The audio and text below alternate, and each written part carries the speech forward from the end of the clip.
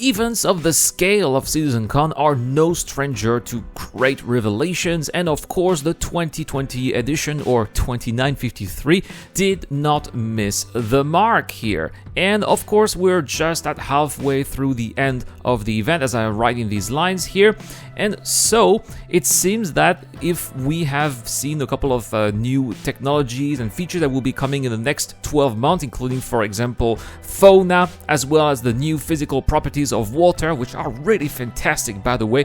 All of those new features were, of course, completely put into oblivion because of the big reveal of the first day, which is the fact that server meshing exists now and has been so for the past 3 weeks, internally at least, and seems to be working as expected.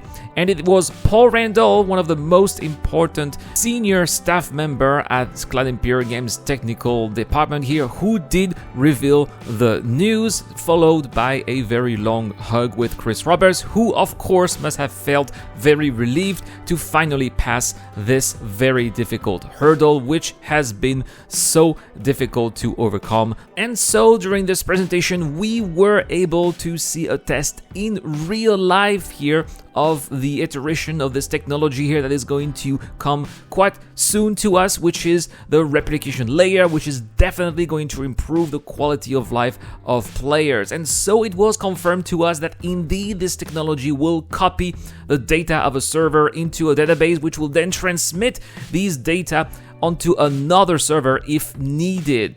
And this could be, for example, if a player moves from one area to another, and that is what server meshing will be able to do. We'll talk more about that later. But this could also be very useful in case one of the game server fails and eventually dies, and in this server there will be some players, right, which would then result to the appearance of the infamous, the most detested message that the community can see in the game, the 30k error 30,000. And of course there can be several causes which would lead to the appearance of the 30k error, but the most common one is when a server fails, is when a server dies. And so during the presentation, Paul Randall did show us live what will happen in the future when we will be in a server that will die. So the data collected on the database will be copied and simply integrated onto a new server, which will start the moment the server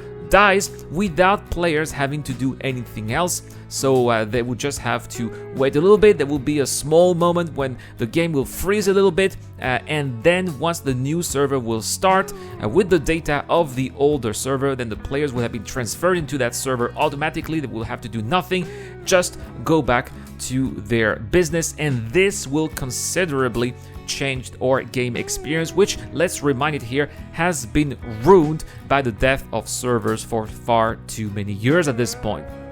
But of course the presentation of the replication layer was not really a surprise. We were expecting that, right, because there had been a few announcements made on Spectrum for a couple of weeks already, with explanations written by Benoît Beauséjour, which were there to really explain to us how we are going to benefit from this innovation. No, the real surprise here was to see the next evolution of this technology, the evolution which will then get us ever close to the finality, which is going to allow us to benefit from an interstellar universe, which is going to be populated by millions of players, humans or not. And of course, this evolution is server meshing, a technology which, as the name suggests, will be able to mesh servers together so that they can work in symbiosis without players ever realizing anything. And this is also going to considerably increase the game performance in the way that we are going to be able to have new content, but also more players per shard. And so during this presentation here, we could see this server meshing, the first iteration of server meshing, live in action. We could see those servers activate and deactivate themselves depending on the movements of the player.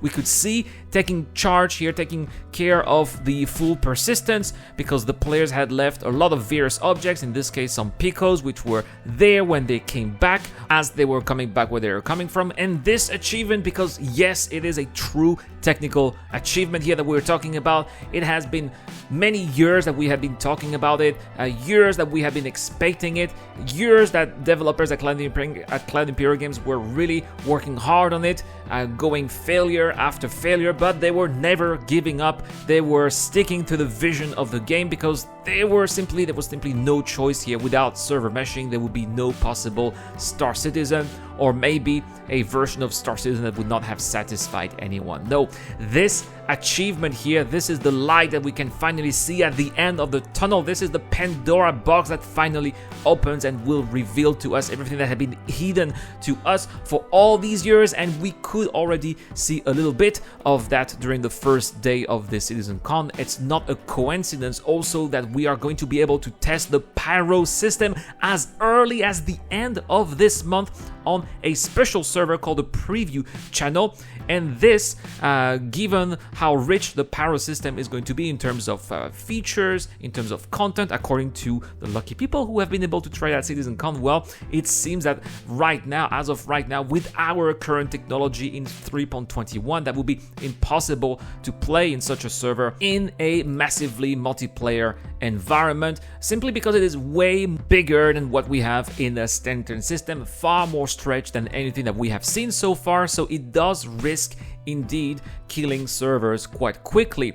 However, the Pyro system will be the perfect laboratory for the replication layer, given how expected those servers are going to fail here. We do expect them to fail a lot, which is why we are going to be using this technology here as a testbed. That's exactly what Cloud Imperial Games want here. And we were warned, by the way, that the experience is going to be rough, but the wealth of information that Cloud Imperial Games developers are going to collect is going to be extremely useful, because it is going to allow them to move on forward much faster than if they were doing those tries in a small committee.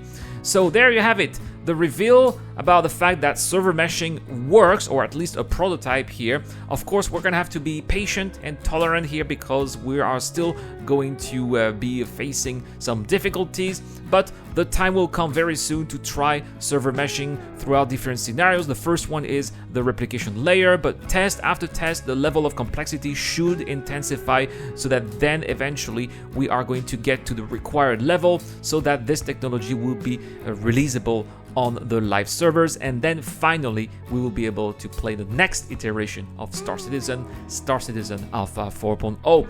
That is the end of this video. Thank you so much for watching. Thank you so much to everybody who went to my live stream last night. By the way, I will not be streaming the first two panels because I will be sleeping, but I will be starting my live stream at 3 o'clock in the morning here, which should be after the lunch break in America, so I'll be looking forward to seeing you there on my Twitch channel. So have a wonderful day, guys. It's been Irad. Shout out to Dr. for being Deplorable Infidel and Zero Crusher for making this video possible, and all the people on Patreon and YouTube as well. If you guys want to join, the links are in the description down below. It helps the channel a lot. I have been Irad. I'll see you guys in the next one.